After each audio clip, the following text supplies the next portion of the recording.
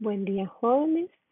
Continuando sobre la clase de hepatitis viral, vamos a seguir en este momento platicando de lo que son las hepatitis serológicas.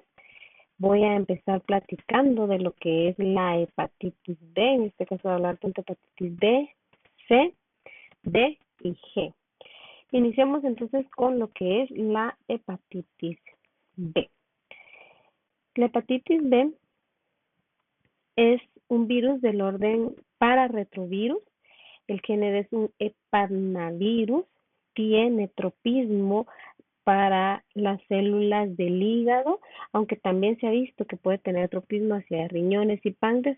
Páncreas es muy leve y es más específica hacia el hígado, y por eso la característica que vemos que al producirse una infección del virus de la hepatitis B afecta específicamente a nivel hepático. Este es un virus ADN, tiene envoltura, es un genoma con una pequeña cadena circular de ADN parcialmente bicatenario. Al virión, cuando ya está completo, se le llama partícula de Dehn. O sea, cuando nosotros hablamos de la partícula de Dehn, es cuando ya tenemos todo el virión ensamblado, ya está completo con todas sus estructuras. Este virus es resistente al tratamiento con éter, a pH bajo, a congelación y al calor moderado. Por ende, es difícil la desinfección y permite la transmisión de una persona a otra. Voy a platicarles un poco de la estructura o de cómo está conformado el virión o la partícula D, el virus de la hepatitis B. Esto es importante conocer, que ustedes sepan pues todas las estructuras que tiene, las estructuras y la forma de la replicación. ¿Por qué es importante? Porque si conocemos la replicación, conocemos toda esta parte de la estructura, vamos a poder entender todas las pruebas con las cuales vamos a poder hacer diagnóstico del virus de la hepatitis B. Entonces, pues él está conformado por una proteína sinasa. Está más pegadita, digamos, acá está en la estructura, en la parte más interna y en la más externa, ¿verdad? En la parte más interna está una proteína sinasa, una polimerasa que tiene actividad de retrotranscriptasa, o que también en algunos artículos la pueden encontrar como llamada como proteína POL, y una ribonucleasa H. Tiene una proteína P, que ven ustedes que va a estar unida o adherida al genoma, rodeada del antígeno del núcleo o core. Podemos llamarlo antígeno del núcleo de la hepatitis B o bien antígeno core de la hepatitis B. Como ven ustedes acá, lo pusimos por sus siglas porque en algunas ocasiones así es como lo vamos a encontrar. También va a estar conformado entre la estructura, va a haber una proteína del antígeno, en la replicación, perdón, va a haber también una proteína del antígeno de la hepatitis B. Comparte este antígeno E de la hepatitis, va a compartir mucha de su secuenciación proteínica con el core, con el antígeno del core, y esto es importante, ya lo vamos a ver en la parte de la replicación. Y en la parte más externa, o en la envoltura, como hablamos, es un virus ADN envuelto, en su envoltura va a estar conformada por una glicoproteína. Esta va a ser un antígeno de superficie, se le va a llamar antígeno de superficie del virus de la hepatitis B. Este antígeno de superficie, que es lo que ven aquí como pintadito de morado, va a estar conformado por 3 glucoproteínas principalmente, S, M y L.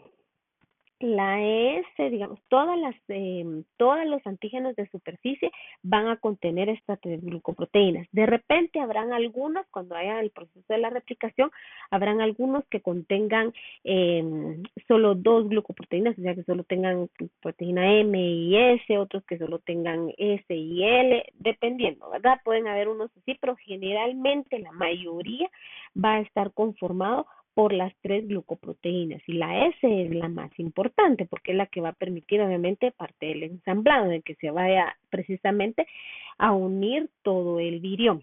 Entonces, Esto que les estoy comentando, todos estos peculiaridades de que pueden producirse diferentes, que van a contener diferentes antígenos de superficie, contener diferentes glucoproteínas, va a ser lo que en ocasiones puedan haber algunas, algunos antígenos de superficie que pueden ser más como alargados, como ven ustedes en la imagen de la izquierda, o un poquito más redondos como la imagen de la derecha. Va a variar, como les digo, en la cantidad de glucoproteínas que va a mantener, pero al final de cuentas siempre son antígenos de superficie y van a poseer estas glucoproteínas y van a hacer la misma función que vamos a ver en cuanto al proceso infeccioso del virus. Bueno, veamos, entonces ya vimos la estructura, más o menos eso va a estar conformado y ahora veamos cómo es que el virus va a replicarse.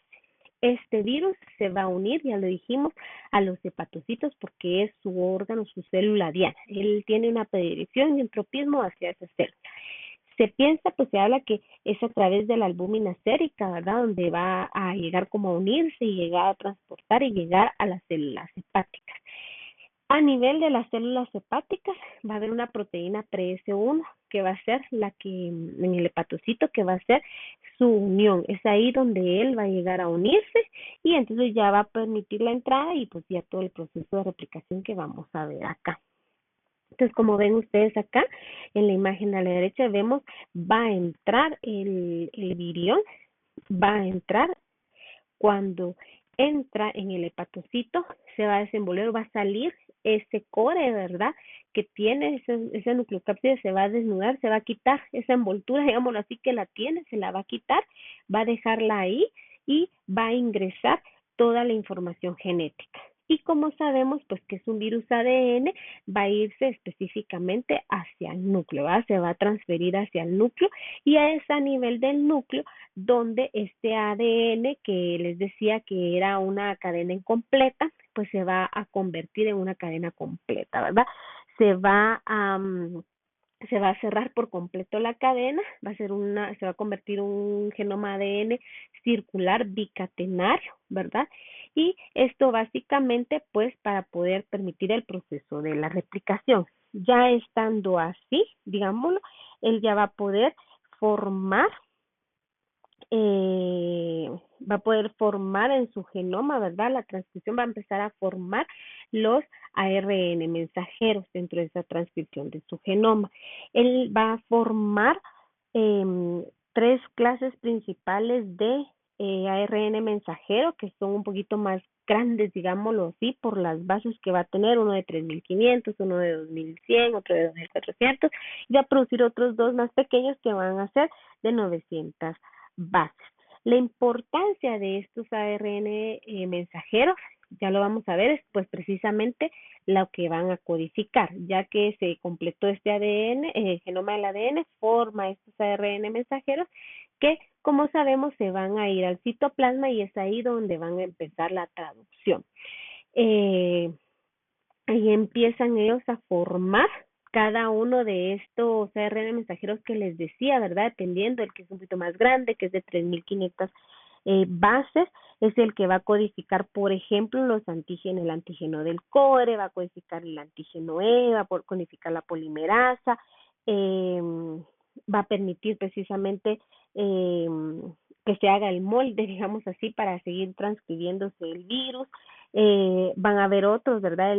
Por ejemplo, el de 1100 que va a codificar algunas proteínas un poquito más pequeñas para el ensamblaje y el ARN mensajero de 900 bases va a tener la peculiaridad que va a codificar una proteína X o un gen X, digámoslo así, una proteína X. Esta proteína es importante en el caso precisamente del virus de la hepatitis D porque esta proteína va a estimular, digámoslo así, el crecimiento y viabilidad, o sea, va a estimular que se produzca más virus, ¿verdad? Y al hacer esa estimulación, pues siempre hace que se cometan algunos errores y que haya cierta mutación. Al presentarse eso, pues entonces es la que va precisamente a permitir que hayan cáncer, que se presenten pues esos casos de cáncer que conocemos nosotros en este virus.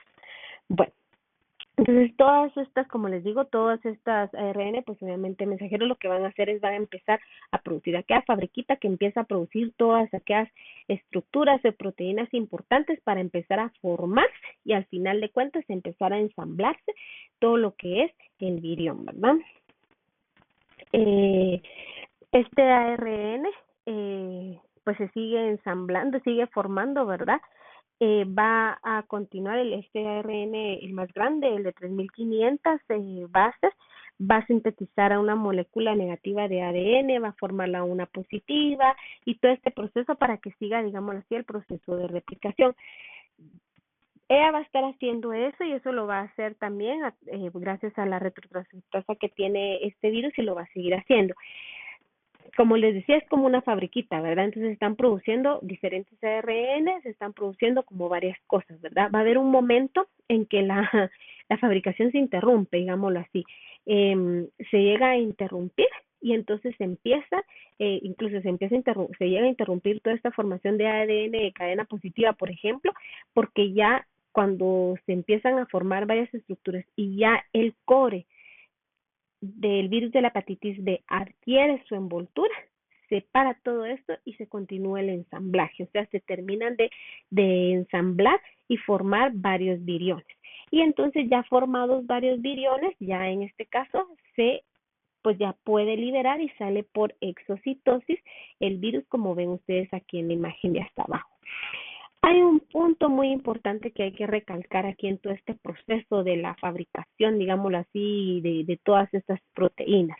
Primero que nada, es que se produce dentro de eso, no se va a producir, digamos, la misma cantidad, o sea, no va a decir, ahí vamos a producir 100 de antígeno core, 6 de antígeno S, no, van a producir una cantidad mayor de unas y no tanto de otras.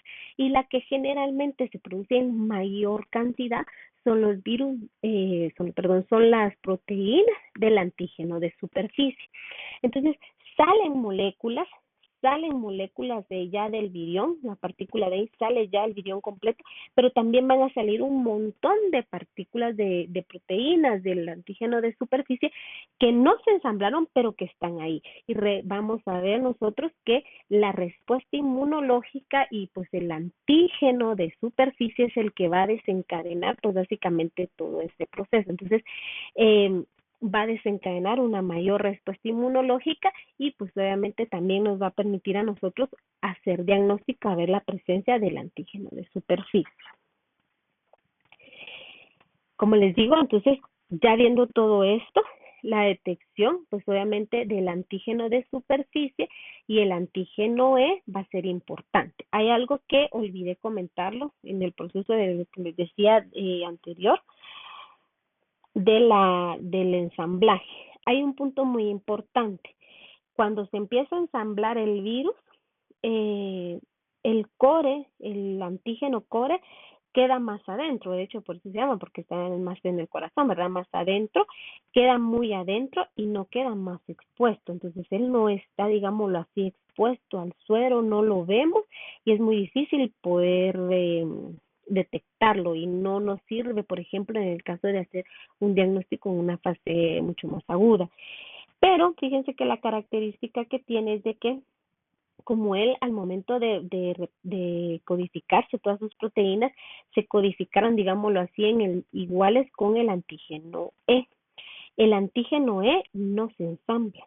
El antígeno E sí sale al suero. O sea, él va a ser junto con las partículas de antígeno de superficie que van a salir cuando sale por exocitosis y se destruye la célula, van a salir tantas partículas del antígeno de superficie como del antígeno E.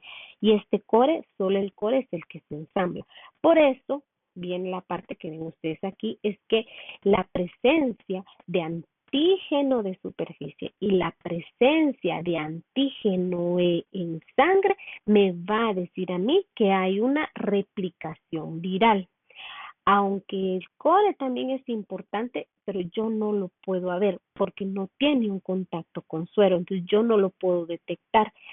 Está muy metido dentro del virus y no me permite detectarlo. Entonces, la forma en la que yo voy a ver, como ya ven ustedes, al salir el virus, ya después de la replicación, en ese al dañar y salir todos, ahí es donde yo voy a ver principalmente antígeno de superficie y antígeno E.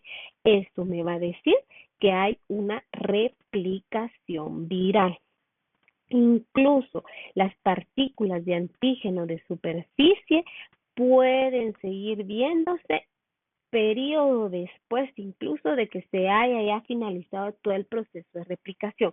La razón es lo que le decía, se produjo tanto de estas proteínas, se produjeron demasiadas que todavía no hay un montón en sangre, y entonces todavía están ahí circulando y se pueden detectar en sangre, pero es por la cantidad que se produjeron en el proceso de la replicación. Lo que les decía, el antígeno core de la hepatitis B se queda muy adentro. Es muy difícil que yo lo pueda detectar. Como veamos en suero, es más fácil que yo lo detecte, por ejemplo, en inmunohistoquímica, ¿verdad? Ya en cortes histológicos del hígado, cuando ya el paciente, pues por clínica yo hago un corte histológico y hago el proceso, pero en suero yo no tengo acceso al antígeno core. Entonces, aquí se los puse en rojo, por lo tanto no puede determinarse clínicamente que hay un antígeno core, digámoslo así, no lo puedo ver. Ya después, los anticuerpos del antígeno core sí los puedo detectar. Anticuerpos sí, pero antígeno core como tal no puedo detectarlo porque está muy adentro del virus. El virus inicia a replicarse en el hígado incluso muy rápido, 3 días después de que se tuvo contacto con el virus. Pero tiene un periodo de incubación bastante largo, puede verse 45 días o hasta, se ha dicho que hasta 3 meses después de que se tuvo el contacto. Por eso es que, por ejemplo, en accidentes laborales o relaciones, si se tengan relaciones sexuales de riesgo, siempre se tiene un tiempo prolongado para el control, ¿verdad? Porque si es un periodo muy largo en el periodo de incubación en el que nosotros ya podemos ver eh, que haya una infección por el virus. Este virus pues se encuentra ya a nivel mundial. Habrán algunos países, como ven ustedes este mapa que está en su libro, hay algunos países que tienen una alta prevalencia y hay países que tienen una muy baja prevalencia y mediana.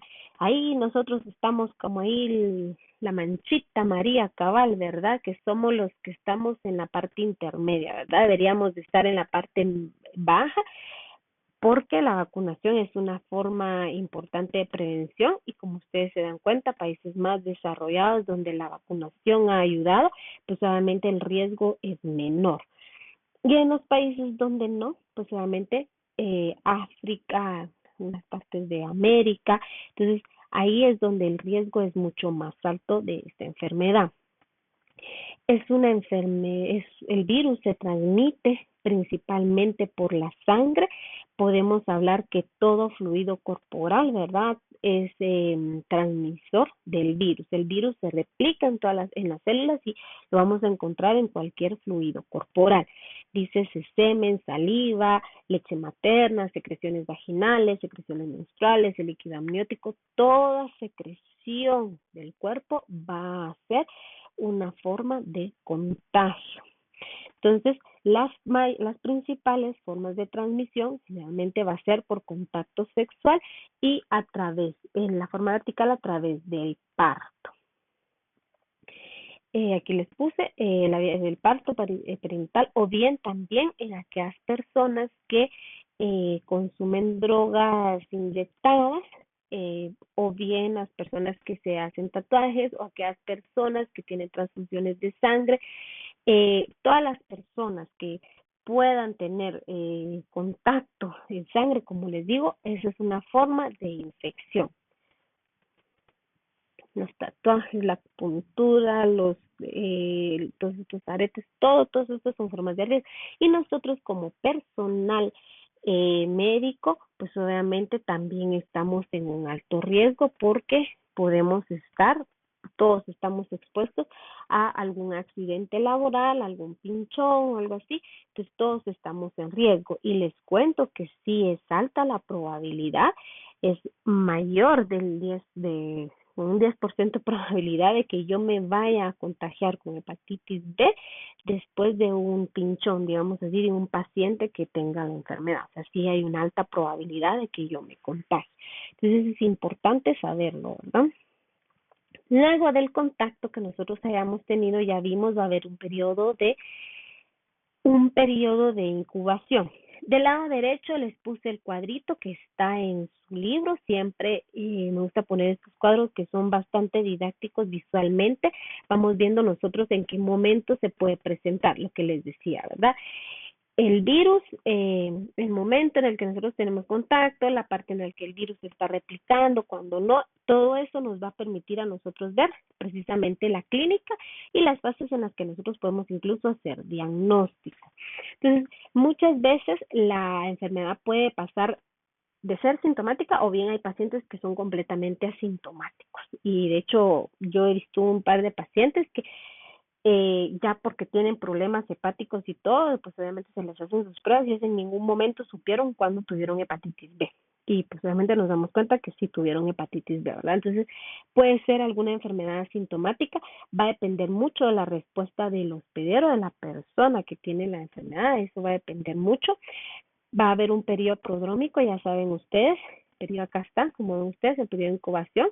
Después de eso, pues va a haber un periodo donde va a empezar previo, digámoslo así, al área, a la aparición de la ictericia. Ya vimos que la ictericia es importante porque en el momento en el que aparece la ictericia nosotros sabemos que ya hay una mayor replicación, ya es como la mayor manifestación, ¿verdad?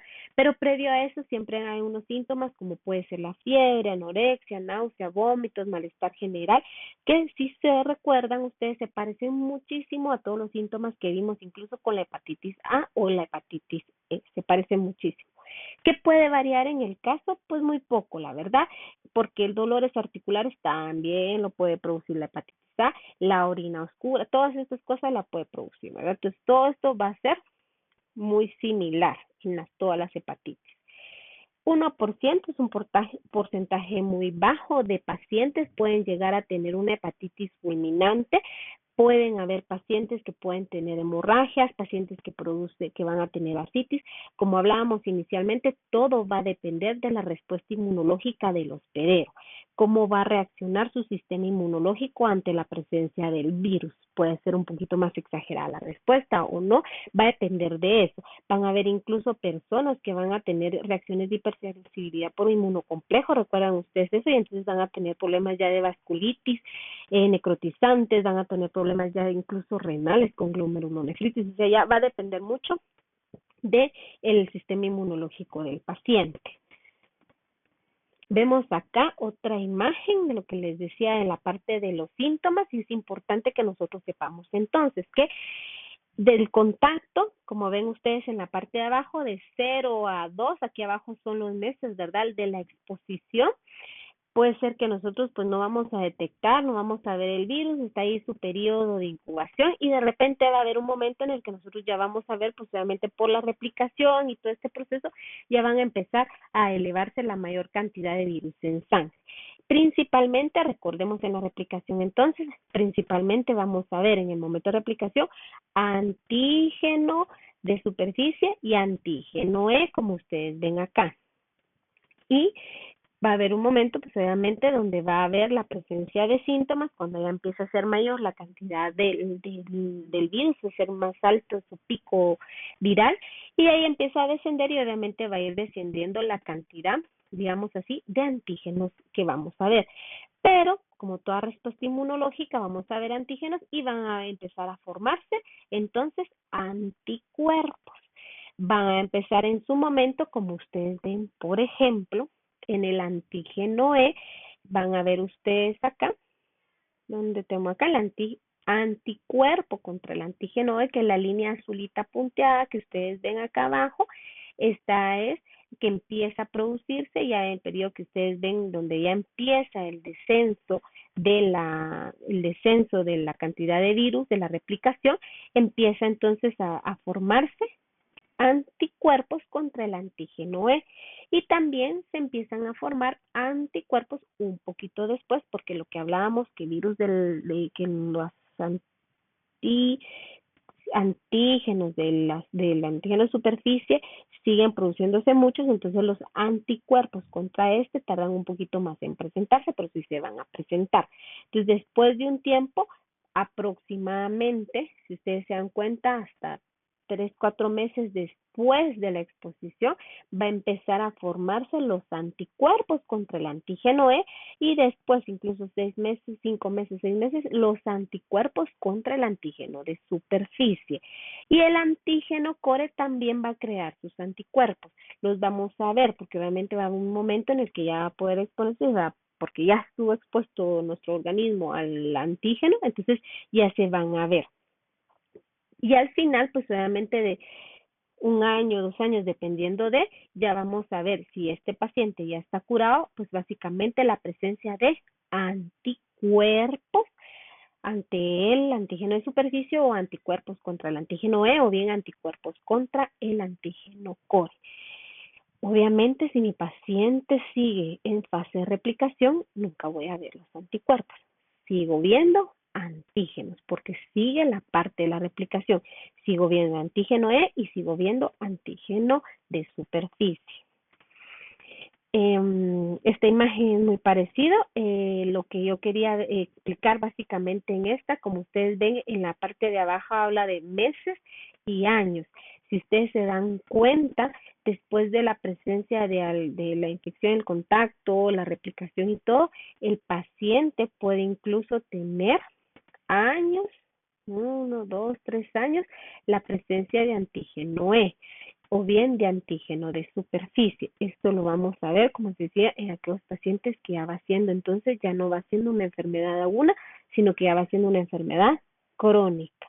Crónicamente vamos a estar viendo la presencia de replicación, de que pueda llegar en algún momento a curarse o que de repente puede ya no verse estos antígenos y empezar a ver anticuerpos, puede pasar, pero como ustedes ven acá, no es cuestión de meses, sino que es a nivel de años. Así puede haber una cronicidad en cuanto al virus de la hepatitis B en su replicación.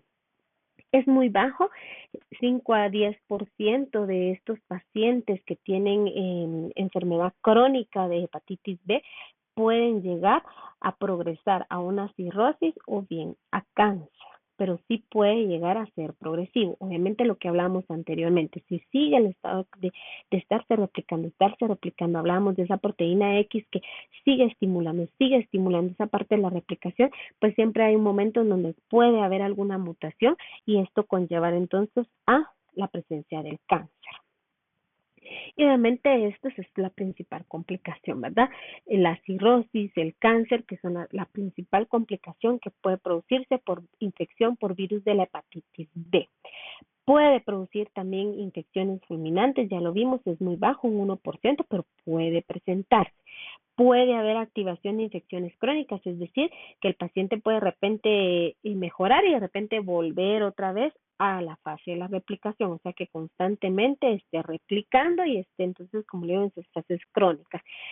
Y también puede haber más la suerte de que tenga coinfecciones con algún otro virus de hepatitis, como puede ser el virus de la hepatitis D, que ya vamos a platicar de él, y entonces eso contribuye a que el daño hepático sea mayor, potencializa el daño a nivel hepático y pues obviamente ya vemos todo el daño que se puede presentar. La principal causa, de hecho, de carcinoma hepatocelular primario, según la Organización Mundial de la Salud, tiene que ver el 80% con el virus de la hepatitis B. Él es el principal causante del carcinoma hepatocelular. Hablábamos, lo que les decía, se integra al cromosoma, ya vimos que es un virus que es ADN, llega hasta el núcleo, se va integrando y la estimulación, la proliferación celular que va a producir ese gen o esa proteína X, esa estimulación constante es lo que va a contribuir a la presencia del hepatocarcinoma celular, ¿verdad? Clínicamente, el diagnóstico, ya vimos, va a aparecerse todas estas enfermedades que estoy platicando, son hepatitis, todas las hepatitis tienen la clínica similar, pues obviamente porque están afectando al mismo órgano y por ende va a producir toda la sintomatología parecida. Entonces, ¿qué va a depender de que yo me enfoque si es, por ejemplo, A, B, C, D? ¿Qué va a depender de eso? la historia, ¿verdad? Yo voy a preguntar forma de contagio, factores de riesgo del paciente, todas esas cosas es lo que me va a mí a encaminar qué es lo que le está pasando al paciente y hacia dónde, ¿verdad? La clínica, eso va a ser importante.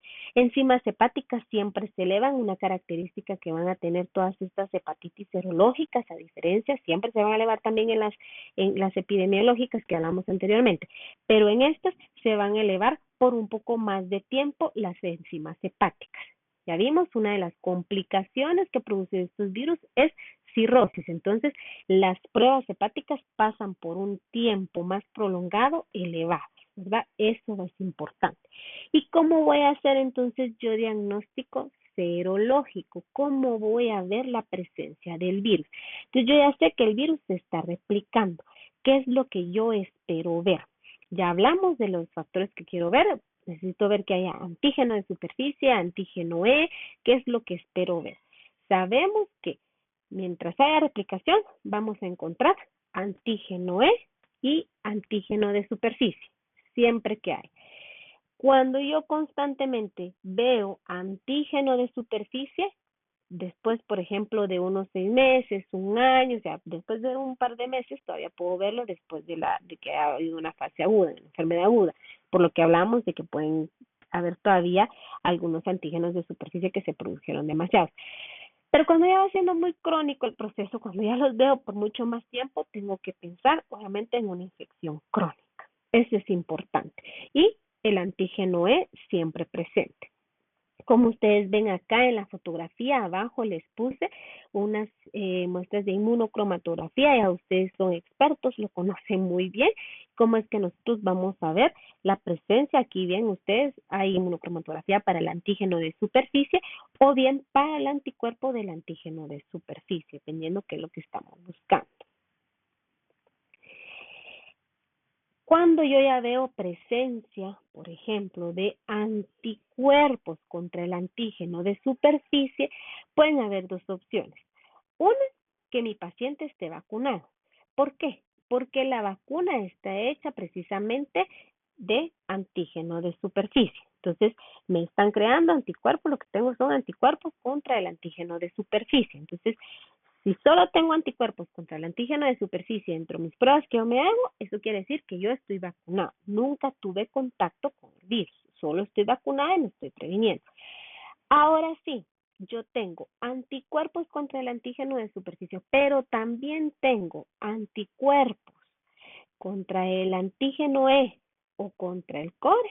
Eso quiere decir que yo ya tuve una infección antigua. Yo ya tuve infección, estoy curada porque ya tuve una infección. Ya hubo contacto de mi cuerpo con el virus, con esa replicación. Ya tuvo contacto con el antígeno E, con el antígeno core, y entonces eso va a ser la gran diferencia, ¿verdad? Tanto pacientes que ya tuvieron la enfermedad como pacientes vacunados van a tener anticuerpos contra el antígeno de superficie. Lo que me permite a mí diferenciar uno con el otro es precisamente la presencia de anticuerpos contra el antígeno E o bien contra el antígeno core. Y lo vemos acá. Ven ustedes en esta inmunocromatografía, de arriba a abajo, les voy diciendo. En la primera, pues obviamente vamos a buscar la presencia de antígeno de superficie del virus de la hepatitis B. La segunda va a buscar anticuerpos contra el antígeno de superficie. La tercera es antígeno contra el antígeno E de la hepatitis B, antígeno E de la hepatitis B. La cuarta son anticuerpos contra el antígeno E de la hepatitis B. Y la última son anticuerpos contra el antígeno del core de la hepatitis B. Entonces, si ustedes se dan cuenta, esa crucita que está ahí es porque fue positivo. Vemos nosotros acá en esta inmunocromatografía, fue positivo para anticuerpos del antígeno E. Este paciente tuvo positivo anticuerpos del antígeno E. Veamos tiene positivo igual anticuerpos contra el antígeno de superficie. Levemente se ven, donde ustedes ven aquí la crucita, que debajo de la de control es muy leve los anticuerpos contra el antígeno core, o sea que este paciente ya tuvo una infección por hepatitis. Y así es como nosotros vamos a hacer el diagnóstico, así es como nosotros vamos a pedirle a un paciente, tenemos que pedirle todas estas pruebas para poder hacer un diagnóstico, porque yo no puedo pedir solo una, por ejemplo, porque tengo que ver cómo están todas las demás, porque eso también me va a hacer a mí un diagnóstico. Y lo que les decía, que yo no puedo ver la presencia del antígeno core, del core, pero sí puedo hacer serológicamente IgM contra el core y eso me va a permitir a ver a mí en una infección aguda en aquellos periodos donde voy a tener un periodo de ventana donde todavía todas estas pruebas anteriores todavía no se puedan evaluar. Yo puedo pedir esta IgM y entonces ahí puedo hacer diagnóstico también de mi paciente. ¿Cómo se va a tratar? Pues en el caso, digámoslo así, de que tenga muy exacto, muy fresco, digámoslo así, yo tuve una relación sexual de riesgo, llega el paciente que tuvo una relación sexual de riesgo 1 o 2 noches previas y llega y sospecha que puede ser esto, pues entonces puede dársele, por ejemplo, inmunoglobulinas. O bien, donde más se utiliza es en el caso de pacientes recién nacidos, son niños de mamás que se les detecta precisamente hepatitis B. Recuérdense que es muy importante todo el proceso prenatal, pero no todas las mujeres lo hacen. Entonces muchas mujeres, pues al momento de llegar en el parto, pues donde se dan cuenta que tienen hepatitis B, ¿verdad? Entonces, en estos niños, recuerden ustedes que ya hablamos, ¿verdad? La exposición en el canal del parto del niño ante todos esos fluidos puede a él, pues obviamente, ponerlo en riesgo. Entonces, en estos niños es donde podemos utilizar las inmunoglobulinas. Y después de eso, siempre se vacuna al niño. Siempre hay que vacunar, porque la inmunoglobulina solo es momentánea, no le va a conferir una protección de por vida. Entonces, siempre se va a vacunar.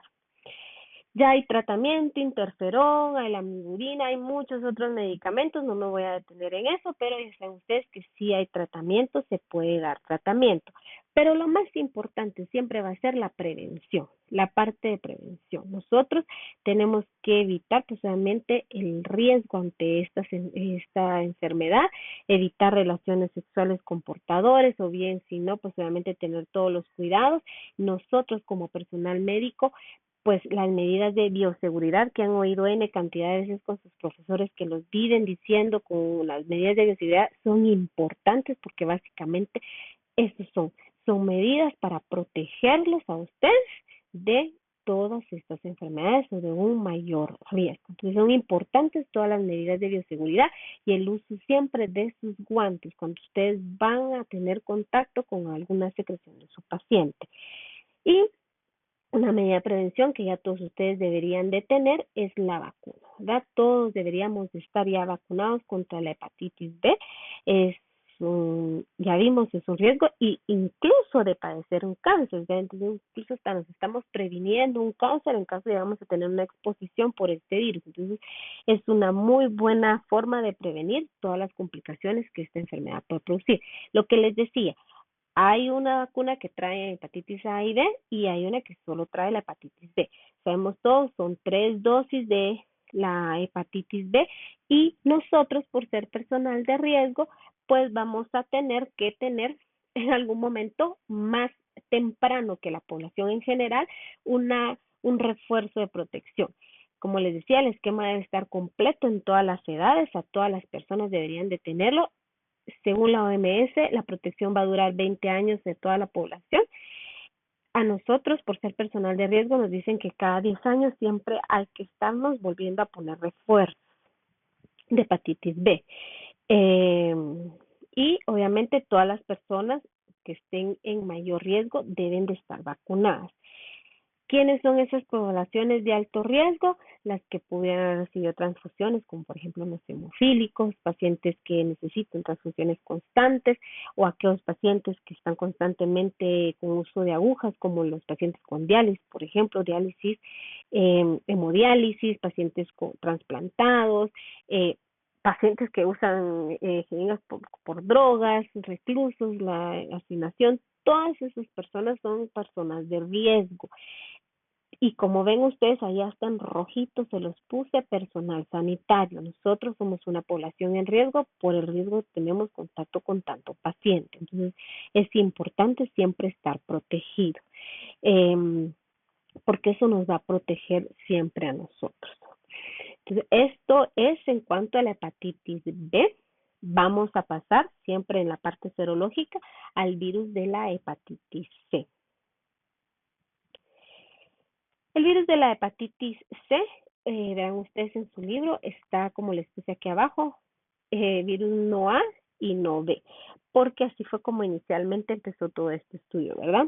Este virus se identificó en los años 80, finalizando los años 80, es un virus ARN, ¿verdad? Fíjense que este virus se empezó a estudiar por una persona que había empezado con un cuadro viral precisamente que no era ni por hepatitis A ni por hepatitis B, por eso se llama no A, no B, ¿verdad? Empezaron a hacerles estudio y vieron pues obviamente que era otro tipo de virus y esta persona había estado en contacto con un chimpancé que había estado infectado. Por técnicas de clonación de molecular lograron pues obviamente sacar los anticuerpos, hacer todo eso y poder identificarlo. Este virus en los años 90, digámoslo así, era la principal causa de infecciones en aquellos pacientes que recibían transfusión, porque previo a esto, pues no se hacía tanto cribado o tanto cuidado, digámoslo así, en la sangre que daban los donadores, ¿verdad? Obviamente la venida del VIH hizo a que fuera mayor este cribado, este cuidado en las pruebas serológicas para detectar procesos infecciosos en pacientes donadores, entonces contribuyó a que fuera disminuyendo estos casos de pacientes que se contagiaban por transfusión. Muchos pacientes, de hecho, tienen hepatitis C secundaria a alguna transfusión por algún accidente, por alguna cirugía, por algo, contrajeron la enfermedad. Este virus es del género Hepacivirus de la familia Flaviviridae, entonces va a tener su replicación muy parecido a todos a los flavivirus. Existen 7 genotipos, es un virus ARN en sentido positivo y tiene envoltura. Codifica 10 proteínas, tiene 2 glucoproteínas importantes, que es la E1 y la E2, como todos los flavivirus. Además, va a tener una ARN polimerasa dependiente de ARN, que va a ser la que va a cometer, perdón, ahí creo que no se ve muy bien, fue cuestión de, creo que al pasar la clase a otro modelo, pues me cambió, pero aquí lo que quería decirles yo, pues que esta polimerasa va a contribuir a ciertas mutaciones en la glucoproteína y va a permitir entonces que haya una variabilidad y resistencia a los fármacos, que es algo característico de este virus. En cuanto a la replicación, aquí está en resumen lo que hace la replicación, pues siempre se une al receptor de superficie, en este caso que está en hepatocitos y linfocitos B, ahí es donde con mayor frecuencia se encuentra esta CD81 o tetraespanina, ahí es donde se va a unir el virus, va a penetrar, como es virus ARN, penetra una vez en retículo endoplásmico por gemación, ¿verdad? Va a tener la característica que sus proteínas van a inhibir la apoptosis y la acción del interferón alfa. Y esto lo va a hacer uniéndose al receptor del factor de necrosis tumoral y a la proteína R. Va a interferir, digámoslo así, en el proceso del interferón. Al hacer esto, evita la muerte de la célula hospedera. Prácticamente es como quien dice que él se mete en la célula del hospedero y la tiene de su casita y ahí se queda guardadito y la cuida con tal de que no se le vaya a destruir, ¿verdad? Entonces evita la muerte de la célula hospedera, pero al hacer eso favorece la infección persistente y por ende, pues obviamente la cronicidad y la principal complicación que va a ser la presencia de cáncer, ¿verdad?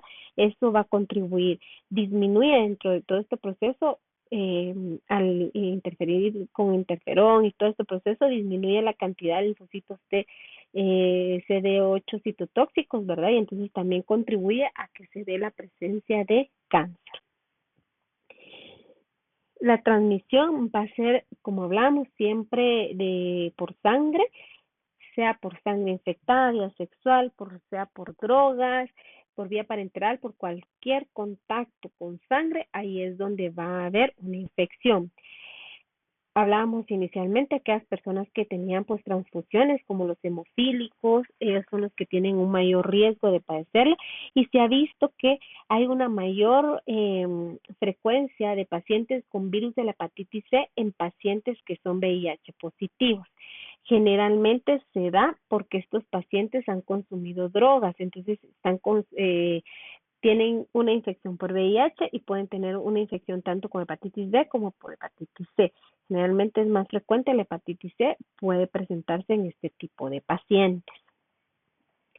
Clínicamente puede haber una enfermedad inicial asintomática, puede ser que el paciente no presente ningún síntoma, como hablábamos anteriormente, de anorexia, náusea, dolor abdominal, etcétera. Puede ser que el paciente nunca presente eso, sino que por el contrario, el paciente lo único que siente es una fatiga crónica. El paciente solamente se siente cansado y ya. Puede ser que sea así o puede ser que nunca presente nada. Hay 3 fases clave, digámoslo así, de la enfermedad, 3 formas en las que se puede presentar esta enfermedad del virus de la hepatitis C. La primera, pues obviamente la fase aguda, las que hace hepatitis agudas, se presenta la infección, el paciente recupera y todo bien, ¿verdad? Eso es un 15% de los pacientes. Hay pacientes que ya es el mayor porcentaje, como puse acá, el 70%, esos pacientes ya pueden tener una infección crónica persistente, ya hablamos lo que hace el virus y que pues obviamente evita la muerte de la célula y entonces perpetúa el daño o la cronicidad de este virus, ¿verdad? Y generalmente estas infecciones crónicas se dan, pues obviamente le decimos crónica con el tiempo, o sea, el paciente tuvo la infección y tal vez unos 10 años después puede llegar a presentar alguna ya complicación, ya es más tardío el proceso.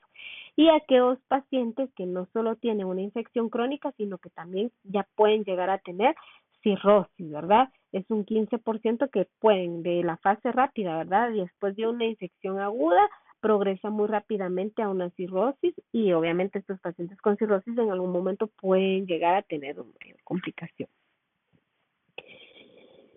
Esta imagen que vemos acá es de su libro, es prácticamente lo que les comentaba, ¿verdad? Aquellos pacientes que pueden tener una infección persistente son un poquito mayor el porcentaje, pueden ser aquellos que no tengan síntomas y los que tienen ya crónico, pues pueden tener ya un daño hepático por cirrosis o la peor de las complicaciones, un carcinoma hepatocelular. Esto es lo más frecuente en los pacientes con infecciones crónicas por hepatitis C. Lo vemos acá. ¿Y cómo puedo yo hacer diagnóstico de esta enfermedad? Muchas veces, pues obviamente la cronicidad, si el paciente no tuvo muchos síntomas, yo no podría sospechar, ¿verdad? Entonces no puedo obtener anticuerpo IgM y en ocasiones lo único que voy a ver van a ser anticuerpo IgG. Hablamos de la cronicidad, ya pasó el tiempo de la fase aguda y probablemente no vaya a haber presencia de IgM. Por supuesto los puedo pedir, estoy en todo mi derecho como médico, pero generalmente vamos a pedir IgG, IgM, ¿verdad? Porque puede ser, no sabemos en qué fase se encuentra el paciente, entonces necesitamos ver en qué momento se encuentra para poder hacer diagnóstico.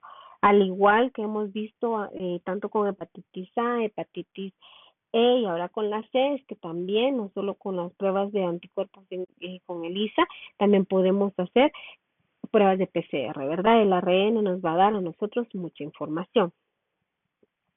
El tratamiento, pues se ha dado muchos tratamientos, ha habido combinaciones incluso de monoterapia con interferón o interferón con algunos otros medicamentos como la ribavirina, o sea, ha habido varias formas de tratamiento.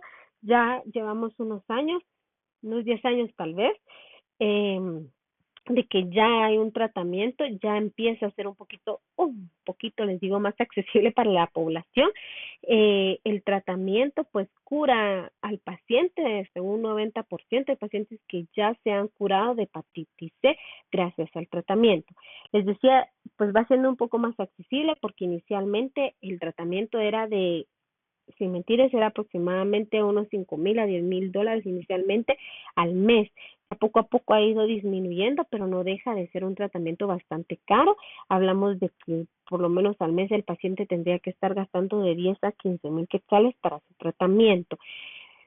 Pero ya hay una terapia, ya hay pacientes que se han curado de hepatitis C gracias al tratamiento. Entonces es importante saberlo porque sí hay una forma de curar a estos pacientes. Aún habiendo una cura, es importante siempre la prevención, la educación al paciente, evitar todas las formas de riesgo para que no vaya a contagiarse por cualquiera de estas hepatitis. Ya vimos que todo es similar, tanto la hepatitis B como la hepatitis C. Y hablando de esa similitud, pues entonces me voy a ir a lo que es la hepatitis D.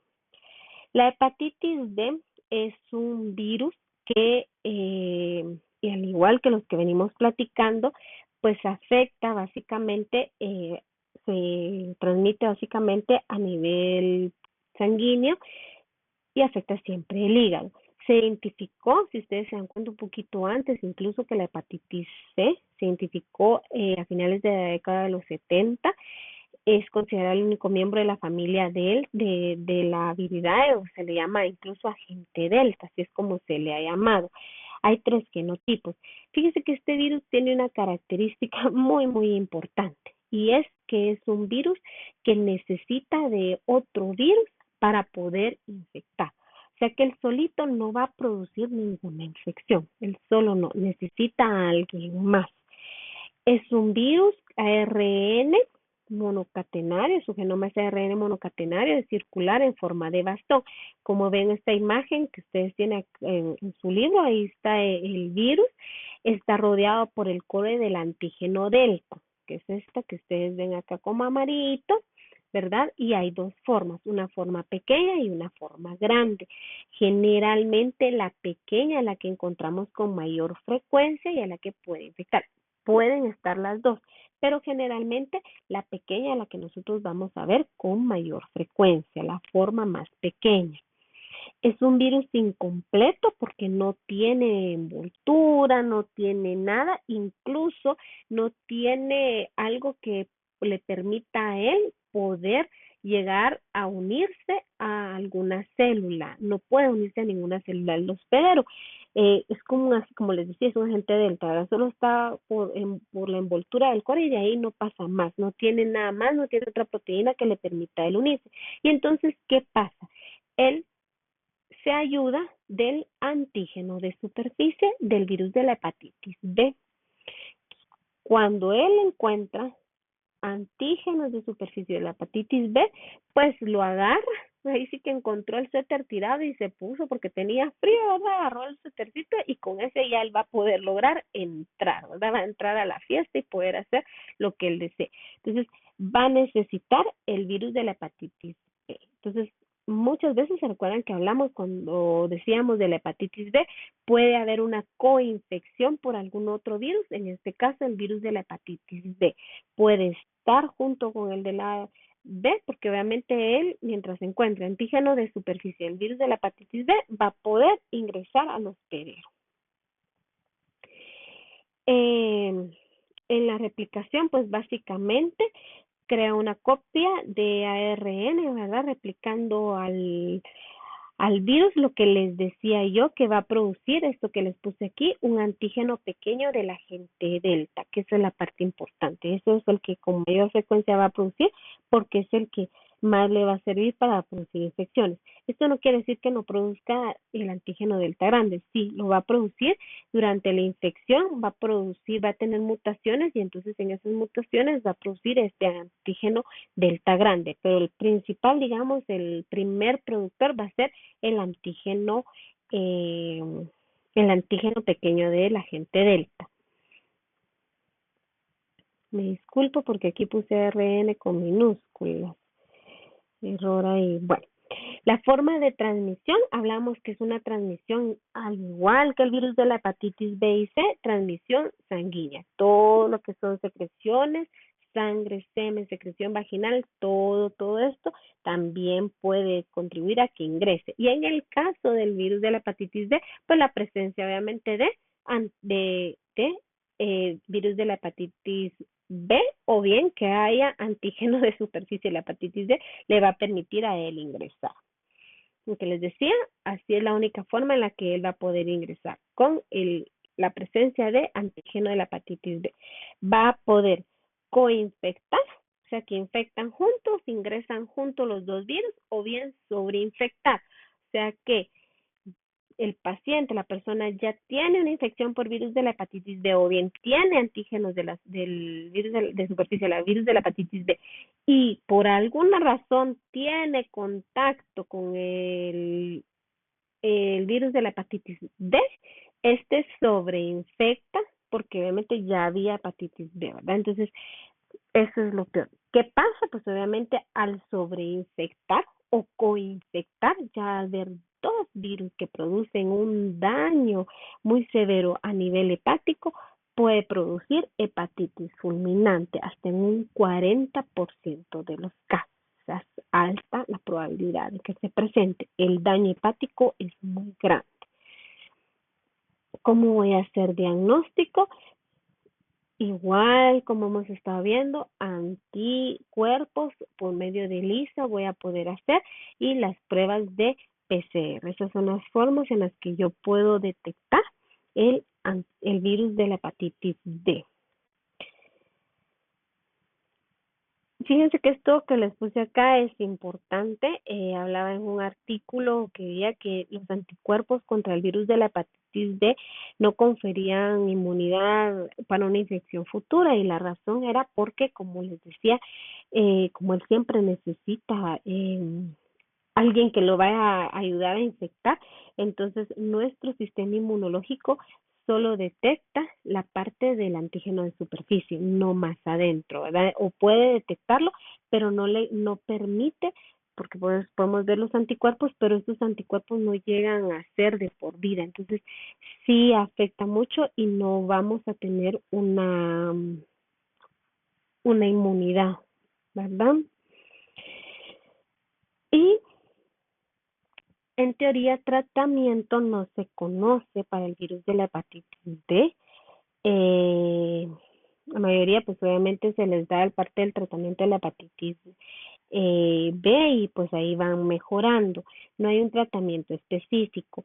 Este artículo que les puse acá salió ahorita en junio del 2023 en la New England, de un estudio que está en fase 3, que ya va avanzado, pero todavía está en fase 3, donde eh, vieron a los pacientes, trataron a pacientes que estaban con una hepatitis crónica por virus de la hepatitis D, los trataron con bulivirtide, y se dieron cuenta que sí mejoraban. Tienen, como ustedes ven, siempre hay un paciente control y pacientes que sí se les está dando. Ellos hablaban, este medicamento es vía subcutánea, entonces ellos empezaron a dar, incluso hay un grupo que le tienen con 2 miligramos, otros que tienen con 10, y aquellos que no les dan, ¿verdad? Entonces, dentro del estudio vieron que había bastante mejoría en estos pacientes, con cronicidad, incluso con dosis bajas, ¿verdad? Entonces, esto es esperanzador porque nos va a ayudar en un momento a poder tratar a aquellos pacientes que, pues desafortunadamente, llegan a tener una hepatitis crónica por virus de la hepatitis D. Y finalizando, pues me voy a la última de las hepatitis, que es la hepatitis G. Como se dieron cuenta, pues yo se las fui dando en este orden, no por el orden como se fueron encontrando, sino que básicamente para que, digámoslo así, de prioridades, quién es la que tiene, pues obviamente la mayor, digamos así, conocimiento, que es por ejemplo la hepatitis B, que fue una de las primeras que se estudió, y pues en base a ella se ha ido viendo muchas similitudes, y ahí vamos viendo las demás. Se finalizó con el virus de la hepatitis G. Este virus fue detectado en 1995, o sea, tampoco lleva mucho tiempo de que se detectó. Eh, se le llamó virus de la hepatitis G básicamente porque, ya les voy a explicar, por el nombre de la persona donde se detectó. Fue descubierto en el suero de 2 pacientes, y de hecho se le dice virus de la hepatitis G, pero de hecho es VG, ¿verdad? el nombre de la hepatitis. Como ven ustedes aquí entre paréntesis, virus de la hepatitis B G sería, y la parte C es por lo que ya les voy a explicar de las cepas que se detectaron. Estos fueron 2 personas. El nombre GB o las iniciales GB son las iniciales del cirujano que fue quien aisló el virus por primera vez. Lo vio en 2 pacientes que habían tenido, pues, y así parecía lo que vimos con la hepatitis C, ¿verdad? Que habían tenido una infección viral, no era hepatitis A, no era hepatitis B, no era hepatitis C, o sea, no había ninguna de estas hepatitis y empezaron a hacer varios estudios. Dentro de los estudios que hicieron, incluso fueron con primates, empezaron a hacer varios estudios para ver qué tipo de virus era. Y casualmente se dieron cuenta pues que sí había un virus muy parecido en los primates, clonaron 3 cepas.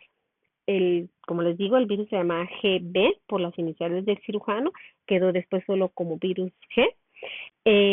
Entonces el virus de la hepatitis GB, digámoslo así, clonaron 3 cepas, que era A, B y C. Las 2 primeras eran las que afectaban principalmente a los animales, que era la A y la B, y la C originalmente afectaba al ser humano. Entonces, por eso fue que se le llamaba virus de la hepatitis GB, digamos, GBC. Pero para nosotros, en la parte médica, pues ya lo conocemos como virus de la hepatitis G. Les hago el comentario porque de repente encontrarán algunos artículos que sí lo van a encontrar como GD o bien GC, ¿verdad? Porque están hablando precisamente de esa cepa que es específica para virus en humanos, que afecta a humanos. Es un virus ARN en sentido positivo, tiene muchas similitudes con el virus de la hepatitis C porque de hecho está en la misma familia, son unos flavivirus, o sea que al igual que todo flavivirus va a codificar proteínas estructurales como la E1, E2, va a tener algunas proteínas no estructurales como ustedes ven acá. Entonces, todas estas proteínas básicamente le van a permitir en la parte de la replicación, ¿verdad? Va a ser muy parecido en cuanto a la replicación por ser precisamente familia, digámoslo así, se parece muchísimo. Clínicamente, la transmisión, como ven ustedes, va a ser muy parecida siempre. Va a producir, igual en este caso como la hepatitis C, va a producir infecciones crónicas, tanto por la similitud que tiene en el momento de la replicación. No me detengo en ello porque ya lo vimos anteriormente. Se habla que en Estados Unidos, que es donde más se ha estudiado, nosotros no tenemos todavía pues las medidas, los medios para poderlo estudiar, pero en Estados Unidos, donde ya se ha detectado, pues sí se ha visto mayor cantidad. Como ven ustedes acá, el 10 al 20% de pacientes con virus de la hepatitis C también han presentado infección por virus de la hepatitis G. Todavía no se sabe si es porque son muy parecidos, conviven o qué, pero si se ha visto, así como veíamos con VIH, que puede haber presencia de hepatitis C, pues también ha visto hepatitis C y hepatitis G. La detección, al igual que estos virus, vamos a hacerlo a través de PCR u por otros métodos de ARN. No tenemos todavía, como les decía, el medio para poder hacer los anticuerpos, pero las pruebas de PCR nos han ayudado, pues, a otra tecnología a poder detectar la presencia del virus. Este virus es, digámoslo así, todavía un poquito más joven en comparación con los demás. Todavía está en fase de varios estudios. Hay artículos que no llegan a ser muy concluyentes. La mayor información, y por eso es que no les puse aquí en un artículo, porque la tiene la mayoría, es lo mismo que ustedes han visto con la hepatitis C. No hay todavía algo más que a nosotros nos diga que si ya se puede dar un tratamiento o algo más. Solo sabemos que estos pacientes se han presentado mayor casos, probablemente porque es donde más se estudia en Estados Unidos, porque es donde tienen las condiciones para hacerlo. De que pueda existir en nuestro medio, por supuesto puede estar, pero no tenemos las formas en las que nosotros podemos hacer el diagnóstico. Al final, pues la mayoría, como ustedes vieron, de los pacientes los tratamos sintomatológicamente, y si conocemos pues obviamente el virus o el agente causante, pues se le inicia tratamiento. Para el de la G por el momento no hay.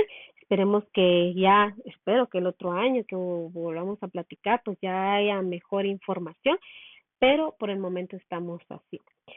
Eso es todo en cuanto a las hepatitis. estudiar jóvenes. Espero pues cualquier comentario, duda, estoy a las órdenes. Y por mi parte, eso es todo en cuanto a las hepatitis. Muchas gracias por su atención.